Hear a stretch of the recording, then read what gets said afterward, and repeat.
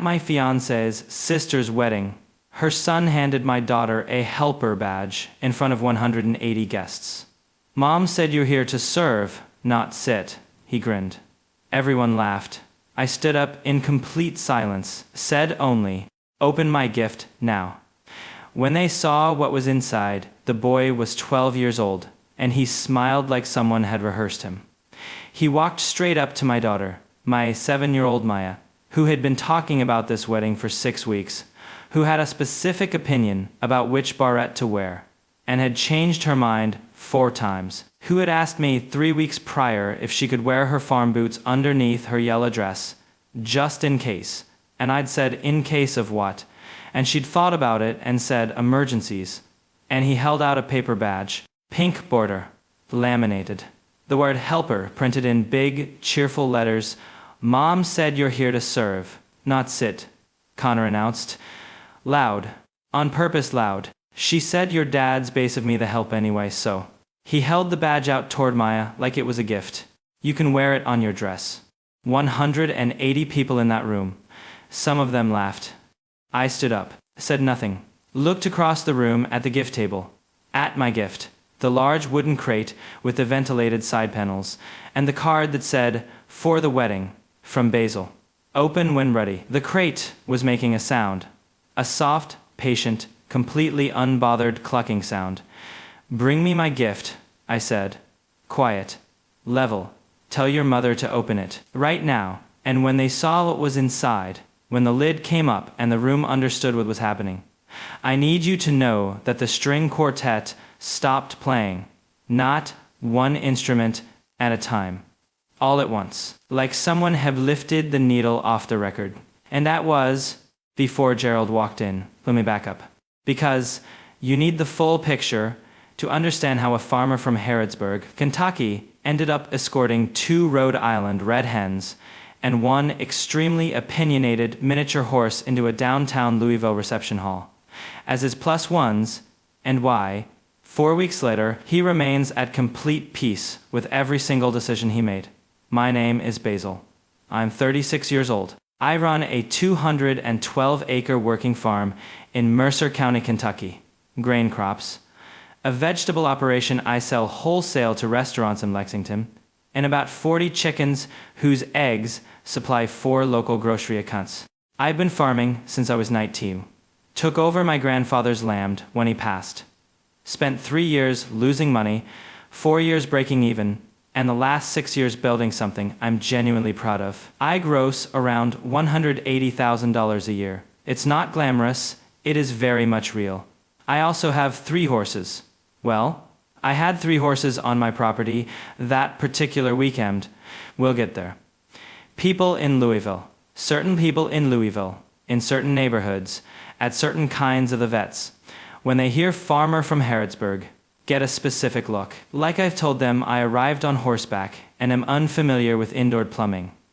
Like farmer is a category that explains a lot of things and excuses them from having to take you fully seriously.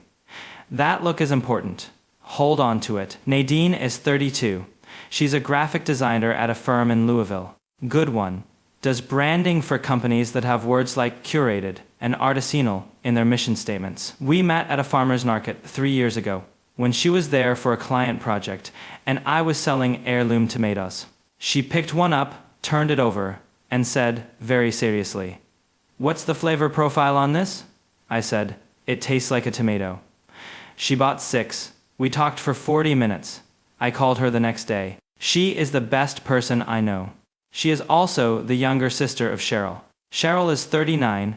She lives in a condo in the Highlands neighborhood in Louisville, works in corporate events, galas, product launches, that sort of thing, and carries herself with the specific energy of someone who has decided that taste is a moral category, and she personally holds the higher ground. She is polished, she is quick, she notices things. And she married a man named Drew, who works in finance, wears slim trousers in November, and once asked me at a family dinner whether I found it limiting to be so place-bound. I said, "I find it grounding, actually." He laughed like I'd made a self-deprecating joke. I had not made a self-deprecating joke. Their son Connor is 12. Smart, quick with language, has his mother's instinct for exactly where the edge of acceptable behavior sits, and his father's habit of standing right on it while smiling. Nadine's parents are Gerald and Patty. Gerald is 65, retired high school principal, a man who speaks infrequently and means every word. He's the kind of person who will not fill silence just because silence exists. It's either something worth saying or it waits. Patty is 63. Warm, genuinely warm. The kind of warm that still manages to embed small, sharp things into friendly conversation, without you feeling the cut until later. "Do you think you'll always farm, Basil?" she asked me the first time we met. "Or is that more of a transitional phase?" I said I'd been in the transitional phase for 17 years, so probably not. She laughed.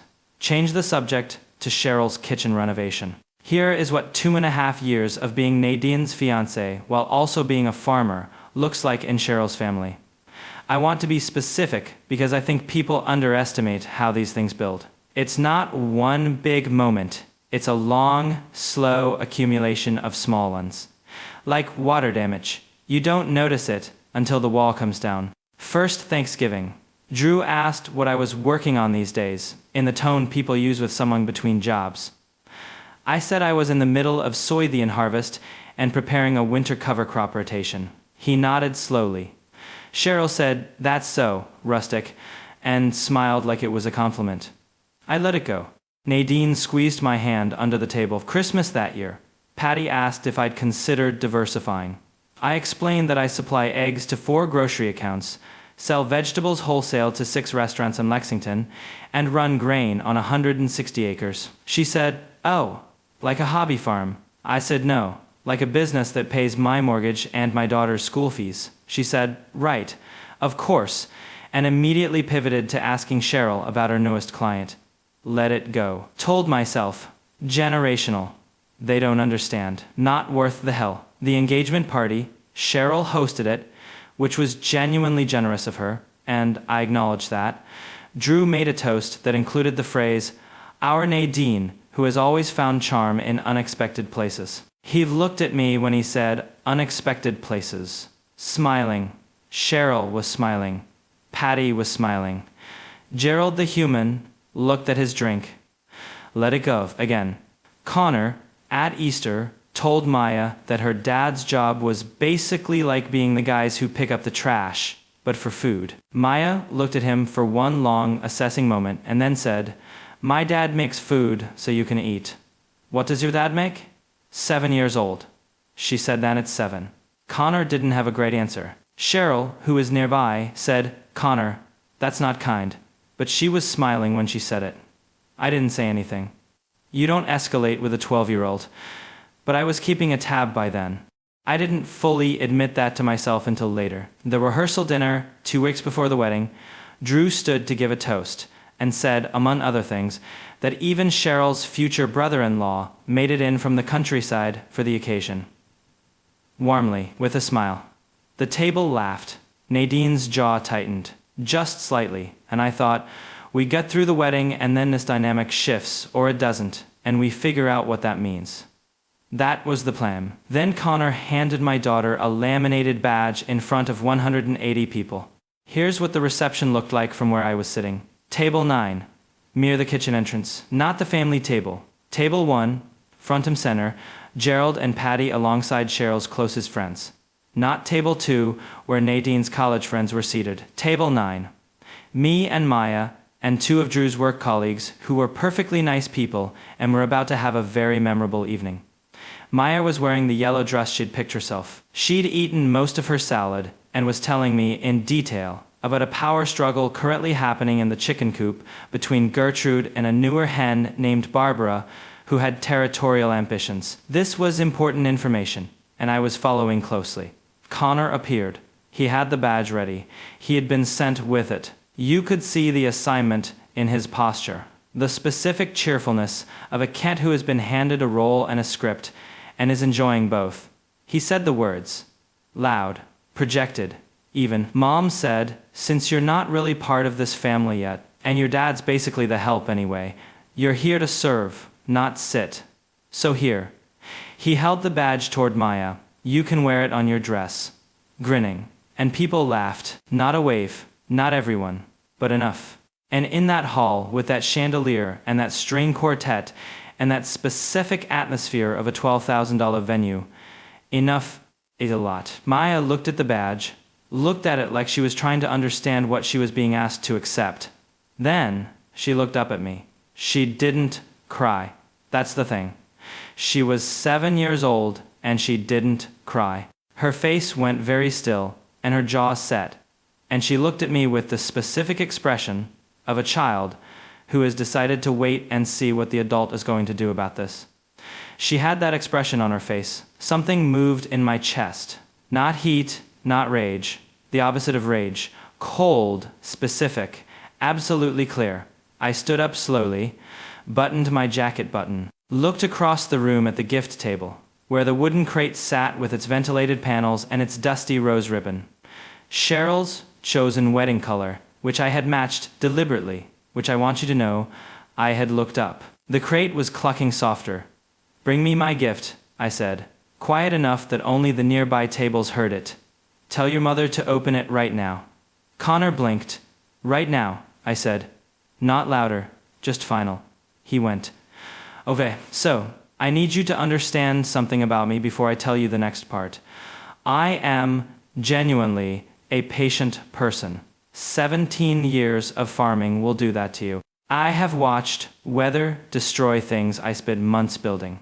I have dealt with equipment failures at the worst possible moments. I have negotiated with a groundhog named Dennis for 2 full seasons, and I will not elaborate on how that ended, but I will say that I do not negotiate anymore. I act. I am also a person who, when pushed past a certain point, does not get loud. I get organized, very specifically, very deliberately, very carefully organized. Here is what was in my truck. 2 Rhode Island red hens, Gertrude and Margaret.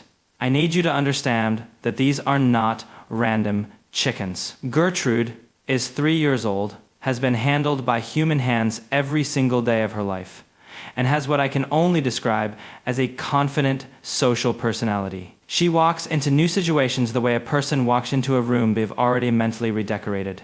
She is unflappable. She once sat calmly in my lap during a thunderstorm that spooked 2 of my horses. Gertrude does not spook. Margaret is 2 years old and is Gertrude's shadow in most things, but has her own distinct quality, which is that she is deeply interested in whatever is happening around her. She investigates. She approaches things. She is the kind of chicken that, if chickens could hold clipboards, would be taking notes. I had transported them in individual padded carriers, the kind sold for small dogs, with mesh panels and a fleece lining, because Gertrude and Margaret are my most social animals, and also because I needed them to arrive calm and presentable. I had, the week prior, let them spend time in the carriers, at home, so they'd be comfortable with. I had also, and I recognize this is a detail that raises questions, put small fabric collar pieces on them. Not tight, not restrictive, just a little ribbon bow each, in dusty rose, Cheryl's wedding color. Because if Gertrude and Margaret were attending as my +1s, they were going to be dressed for the occasion. Was that extra? It was extra. I stand by it. Then there was Gerald. Gerald is a miniature horse. 34 inches tall, caramel-colored, with a mane that Nadine once described as aggressively majestic, after seeing him in morning light and being briefly unable to speak. He was purchased 3 years ago from a breeder who was downsizing her operation, and he has lived on my farm since then in a capacity that I can only describe as supervisory. He doesn't work. He doesn't have a job. He walks around, observes things, and has opinions about them. He is the most confident animal I have encountered in 36 years of being around animals. He does not hurry. He does not worry. He simply assesses situations and determines whether they are beneath his concern, which most of them are. I want to be completely honest about the logistics. 2 weeks before the wedding, I called the Glenwood Events Center under the pretext of confirming a specialty gift delivery and asked whether there was a side entrance that would allow for a larger delivery item later in the afternoon. The coordinator, a woman named Donna, said yes, the side entrance off the delivery lot was used for large floral arrangements at equipment, and she could arrange for it to be unlocked from 4 p.m. onward. She assumed larger delivery item meant an oversized arrangement. I did not clarify. I also had a conversation the morning of the wedding with a maintenance worker named Phil, who was in the delivery lot when I arrived at 6 a.m. to stage everything. Phil looked at my truck. Phil looked at the carrier containing Gertrude. Phil looked at Gerald in the trailer. Phil said, I said, I want to be upfront with you. I'm a guest at this wedding. I'm bringing some animals. They're well behaved, and I'll take full responsibility for any cleanup required. I beg to give you this. I handed Phil $200 and a flat of my best Cherokee Purple heirloom tomatoes, which I had specifically chosen and packed the night before because they were at perfect ripeness. And Phil looked like a man who would appreciate a good tomato. Phil looked at the money, looked at the tomatoes, looked at Gerald, who was looking back at him. He bites? Phil asked. Never, I said. Phil thought about it. The side door stays unlocked until 8 p.m., he said. After that, I lock up for the night whether the animals are in or out. Understood, I said. Phil nodded, picked up a tomato, smelled it. These are real good, he said, and went back to work. That's Phil. Phil is a good man. I staged everything in the delivery lot throughout the afternoon. Gertrude and Margaret and their carriers, calm, in the shade of the truck. Gerald in the trailer with hay and water, doing what Gerald always does, which is stand very still and have a private internal experience that I will never fully understand. The wooden gift crate, custom made by my neighbor Dale, who does carpentry, hinged lid, ventilated panels on 2 sides, lined with clean straw, and a small feeder with scratch grains, was delivered to the gift table at 2 p.m. by a very helpful venue staffer who thought it contained a wine collection and commented that it was beautifully crafted. It was beautifully crafted. It also contained Gertrude, who at that point had been in it for about 20 minutes and had already found a comfortable spot and begun working through the scratch grains with the energy of someone who has been given a good table at a restaurant and intends to enjoy the full experience. The card on the crate said, "For the wedding, from Basil. Please open at the reception when guests are seated. A special gift for a special occasion." Cheryl had apparently looked at it upon arrival and told a staff member it was probably wine and moved on.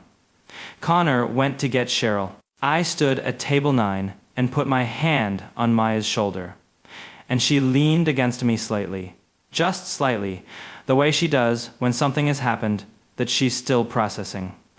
"Dad," she said quietly, "what's in the box?" "My +1s," I said. She looked up at me. "Gertrude and Margaret came?" she whispered. "They're dressed for the occasion," I said. Maya's face did something complicated and then settled into an expression I recognized as her trying very hard not to smile in a situation where she felt she probably shouldn't be smiling yet. Cheryl arrived at the gift table with the composed, events professional energy of someone who has managed difficult moments before and has already decided on her tone. Drew was half a step behind, scanning the room. Nadine came from the bridesmaids' table moving quickly, with the expression of someone who loves me, and is also in the process of rapidly calculating several different possible outcomes of the situation. "Basil," Cheryl said, smooth and controlled. "I think what happened with Connor was—" "Open the box," I said. She looked at the box. It clucked. Not loudly. Gertrude is not allowed chicken. It was a medium confident, completely composed cluck. The cluck of a hen who is exactly where she planned to be. Cheryl's face went through 4 distinct expressions in approximately 2 seconds. She lifted the lid. Gertrude looked up at her, blinked once, slowly, made a sound that I can only describe as professionally unbothered. She was wearing her dusty rose bow. The bow was straight. Gertrude had apparently not disturbed it during transport. Margaret, next to her, shook her feathers out with the authority of someone who has been waiting for the right moment and has decided, this is it. The table nearest to us went silent first. A ripple of silence moved outward from the gift table like a dropped stone. Gertrude stepped up to the edge of the crate, assessed the room, and stepped out. onto the gift table. She walked the length of it with complete, unhurried confidence, her dusty rose bow bobbing slightly with each step. She passed a silver vase. She considered it. She knocked it over. The vase rolled, hit the table edge, fell to the floor with a very specific sound. That sound caused Margaret, still in the crate, to make a sound. Gertrude answered. The brief exchange between them was, I can tell you, from 8 years of observation, a conversation about logistics. Margaret then stepped out of the crate, assessed the situation from the tabletop, and hopped down to the floor with the decisive energy of a hen who has made up her mind. Margaret immediately began a systematic investigation of the room, moving along the perimeter at a brisk walk, examining table legs, chair bases, and the area near the buffet station with focused interest. She was taking notes. You could tell. Gertrude, meanwhile, had hopped down from the gift table and was walking toward the center of the dance floor.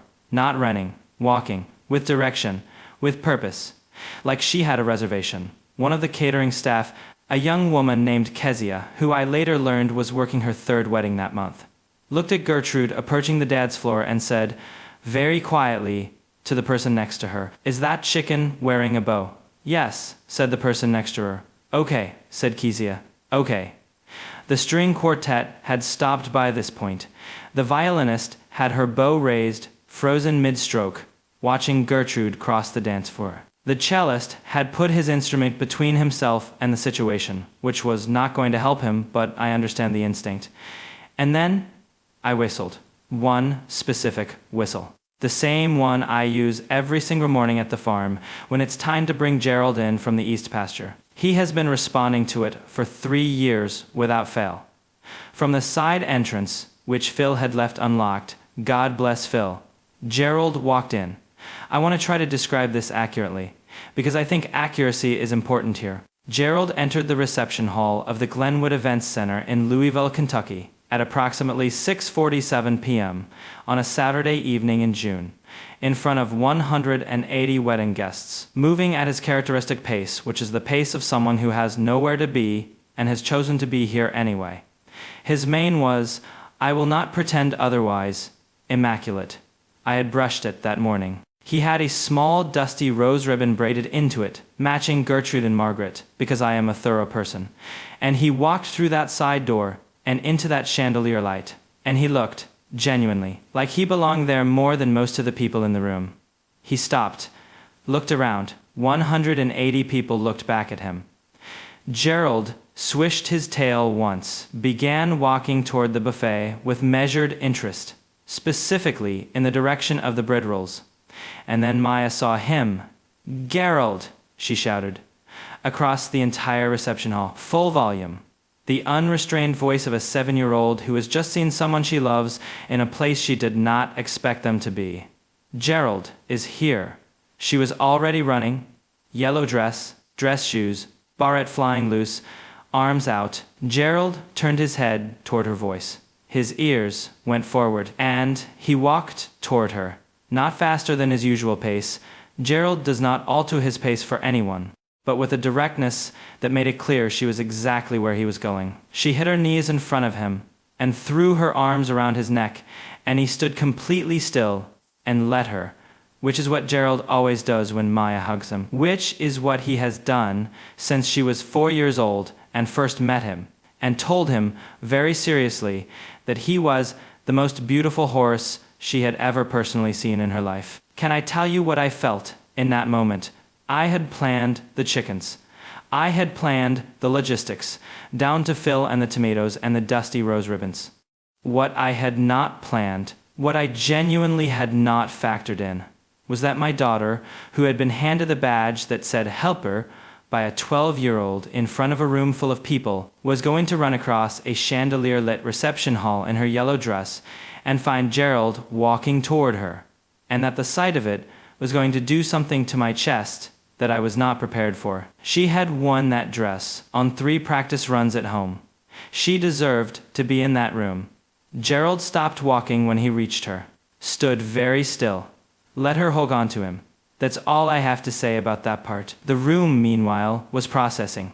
3 other children had materialized from various tables and were now surrounding Gerald with the collective energy of people who have witnessed a miracle and want to be near it. 2 of them were from Drew's side of the family, which I noted and chose not to make anything of. Gertrude had completed her crossing of the dance floor and was now near the DJ booth, where she had found something on the floor of interest and was investigating. The DJ, a 24-year-old named Kevin, was looking at her with the focused calm of a person who has decided this is not his department.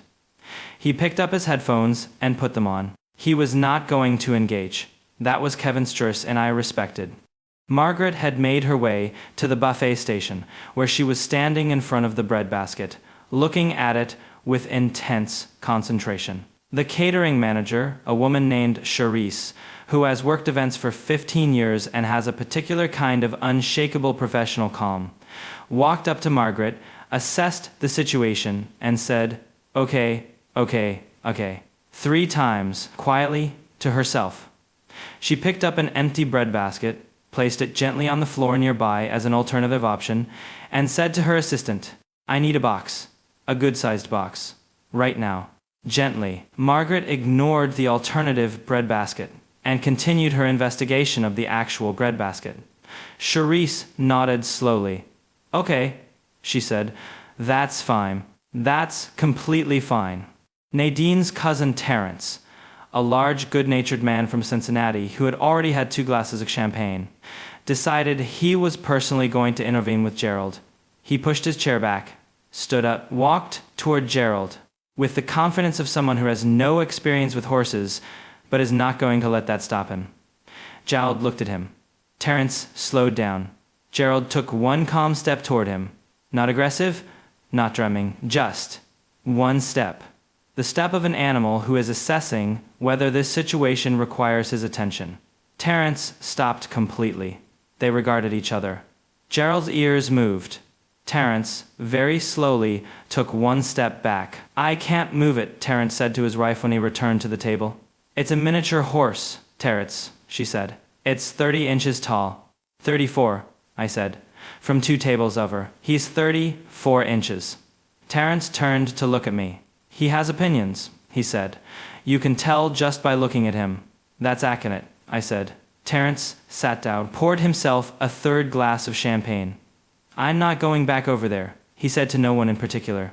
Now, the fallout. By 9 p.m., my phone had 11 texts from Cheryl, 4 from Patty, 3 from Drew, 2 from the venue coordinator Donna, 1 from an unknown number that turned out to be Charisse, the catering manager, calling to confirm that Gertrude and Margaret had been successfully secured and were resting comfortably in a storage room with water and scratch grain that Phil had found for them.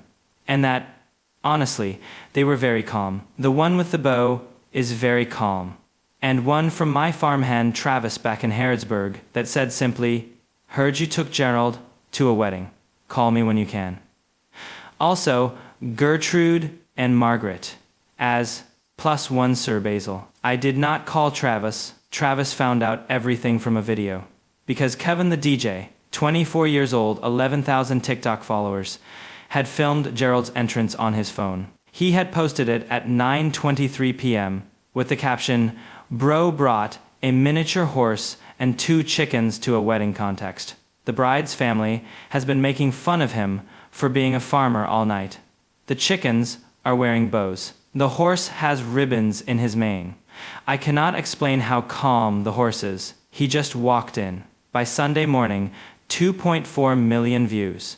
Kevin had gotten some of the context slightly wrong. It was the groom's sister-in-law's family, not the bride's family. And the jokes had been going on for 2 years rather than all might. But the internet was not interested in that distinction. The comment section was something I was shown in pieces by Nadine, and need to summarize rather than fully reproduce, because we'd be here all night. The top comment read, "The chickens wearing dusty rose bows to match the wedding colors. This was planned. This was a coordinated operation." Second comment, "The horse walked in and surveyed the room like he'd seen the seating chart in advance and found it acceptable." Third comment, "The 7-year-old running across the dance floor screaming, 'Gerald is here,' is the most chaotic and pure thing I've seen this year." Fourth comment, which was my personal favorite, "Terrence, I can't move it. It has opinions.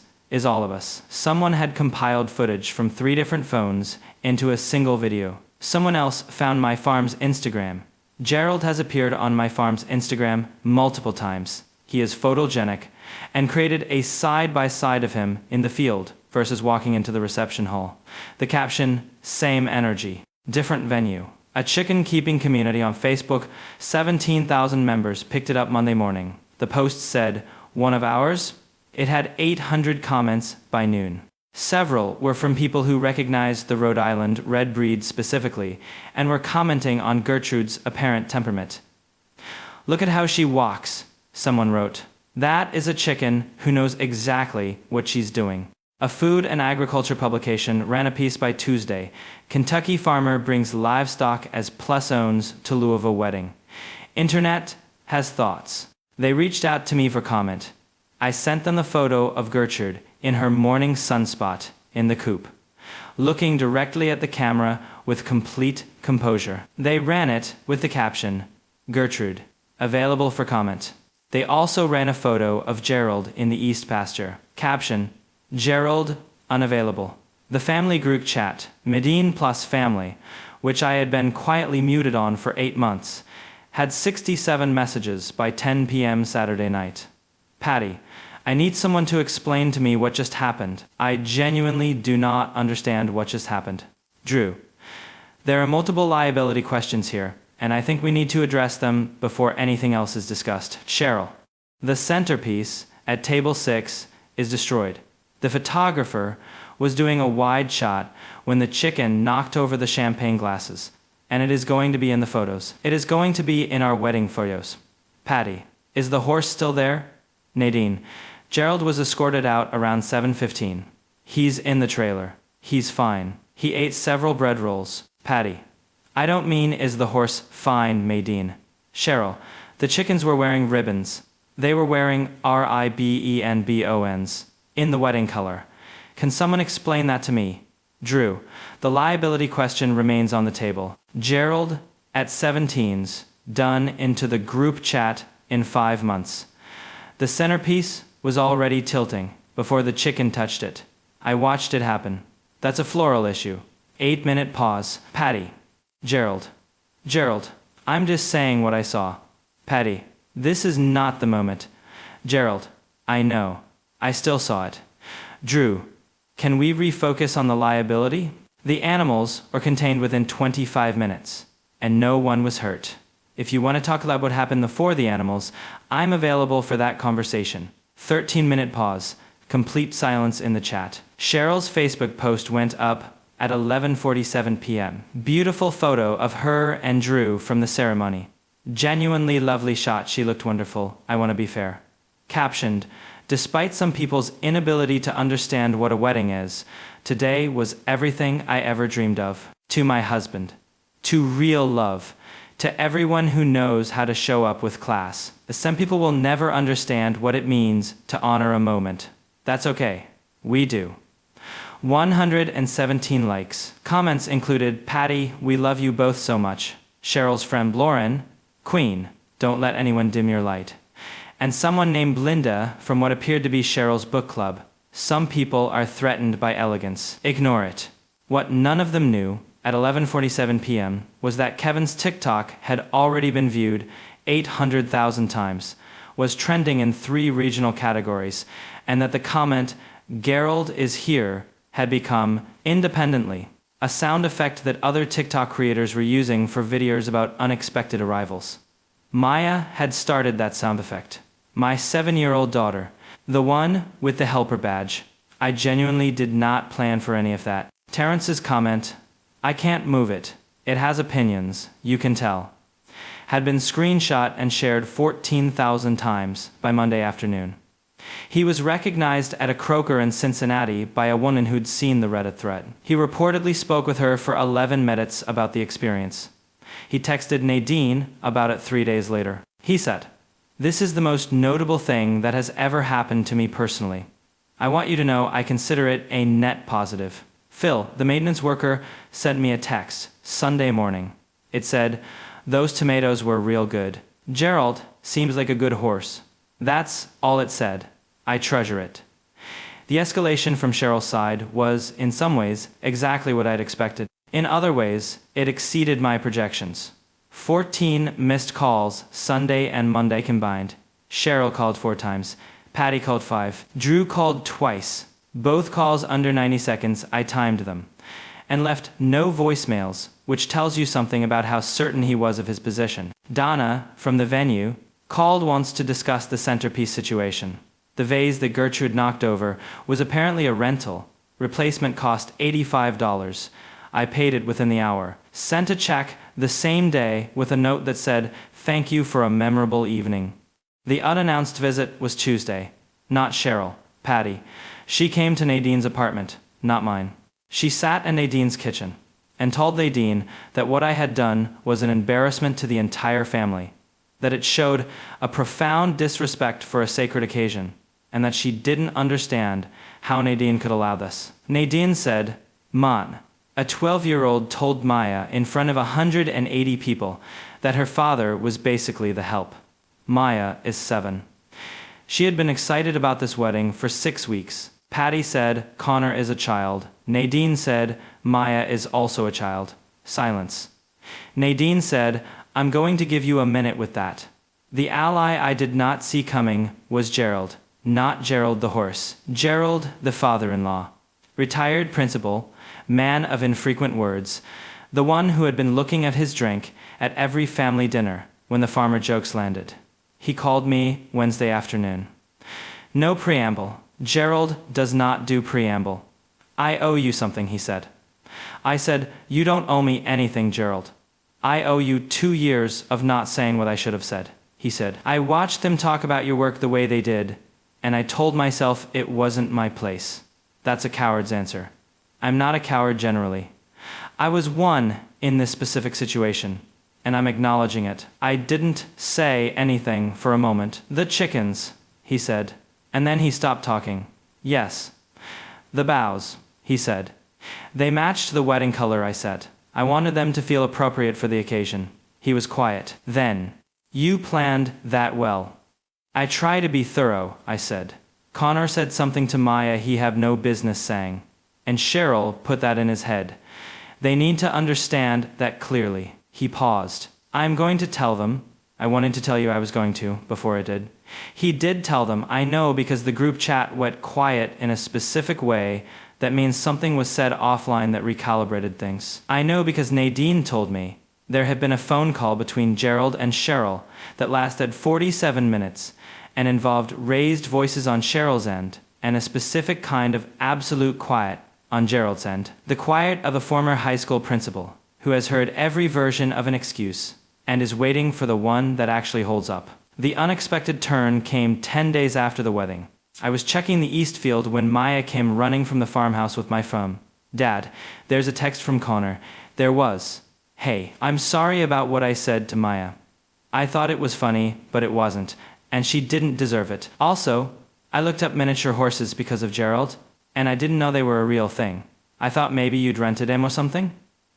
He's actually really cool. Is it true he walks around and just has opinions about things? That's what the Reddit comments said. Can Maya bring him to school for show and tell? No punctuation. 12 years old. Choosing, without being told to type out an apology and then ask about a horse. I looked at that text for a while. Then I looked at Maya. He wants to know if you can bring Gerald for show and tell, I said. Naya thought about this. That's my show and tell though, she said. I know, but, she said, considering he could come watch. If he wants. I texted Connor back. The apology was good and I accept it. Gerald does have opinions about things. That's accurate. Maya says you can come watch her show and tell if you want. He'll need carrots. Regular carrots, not baby carrots. He's particular. Connor responded in 4 seconds. Okay, noted. What kind of opinions does he have? I tacked back, mostly about whether situations are beneath his concern. Most of them are. Connor, that's actually really cool. Maya, reading over my shoulder, nodded slowly. He's going to like Gerald, she said. Gerald is very good with people who admit when they're wrong. 7 years old. She said that at 7. I don't know where she gets it. Are we one big happy family now? No. I want to be completely clear about that so nobody walks away with the wrong impression. Cheryl sent me a message 3 weeks after the wedding. 8 sentences. She said that what Connor had said to Maya was wrong, and she should have set a different example. And she was sorry for that specifically. She did not address 2.5 years of farmer jokes. She did not address the table placement or Drew's toast about finding charm in unexpected places, or Patty's transitional phase comment at the very first dinner. 8 sentences is not a clean slate, but it's something. It's more than I expected, honestly, and I'd rather have it than not. Drew has not said anything directly to me. Drew has, however, called me Basil twice in recent weeks, instead of addressing me indirectly as the farmer, which for Drew is essentially a significant gesture. I notice it. I'm not going to pretend it's enough. I'm also not going to pretend it didn't happen. Patty, at a Sunday dinner last week, asked me genuinely what breed Gertrude and Margaret were. I said Rhode Island Red, one of the most reliable, dual-purpose heritage breeds in American farming. Excellent layers, highly adaptable temperament. She listened. She asked a follow-up question about whether they were difficult to keep. We talked about it for 4 minutes. It was a small thing. It was something. Kevin the DJ has gained over 6,000 followers since he posted the video, and has received 8 requests for farm-themed events. He texted me out of the blue to tell me he'd named his new playlist Gerald Walked In, and hoped that was okay. I said it was more than okay. Terrence from Cincinnati sent Nadine a message last week. He said, I want you to know that what happened at the wedding has improved my life. I think about the horse approximately 4 times a week. Tell Basil that animal has a spiritual quality. He paused, apparently, and then added, I'm serious. I'm not joking. Something happened to me when I looked at that horse, and I'm still thinking about it. Gerald the horse is back in his field in Harrodsburg. He ate multiple bread rolls at the wedding, and has shown no signs of it affecting him in any way, which is consistent with Gerald's general approach to experiences. He does not seem changed by the event. Gerald does not seem changed by anything, ever. He continues to walk around and have opinions, and I continue to not fully know what they are, and our relationship is far. Gertrude has been noticeably more confident since the wedding. I do not know how to explain this in scientific terms. She just carries herself differently. She was always confident. Now she is confident in the specific way of someone who has walked a dance floor and found it beneath her. Margaret has developed what I can only describe as an even more focused, investigative approach to the world. She examines everything with slightly more thoroughness than before. Phil, who I have kept in contact with, asked me via text how the chickens were doing. I sent him a photo of Gertrude in her morning spot. He sent back, she looks like she's thinking about something important. She always is, Phil. She always is. Maya keeps the helper badge in the tin on her bookshelf. I was surprised by that. I asked her why, and she said, because it reminds me of the part where Gerald came in. I said the badge was from before Gerald came in. And she said, I know, Dad. That's how reminders work. She's 7. She said that at 7. Connor is coming to the farm in 3 weeks. He texted Maya separately to confirm, apparently, and they have had several exchanges about Gerald that Maya has not fully briefed me on, which I respect. He's bringing regular carrots. He confirmed this unprompted. I think he's going to be all right.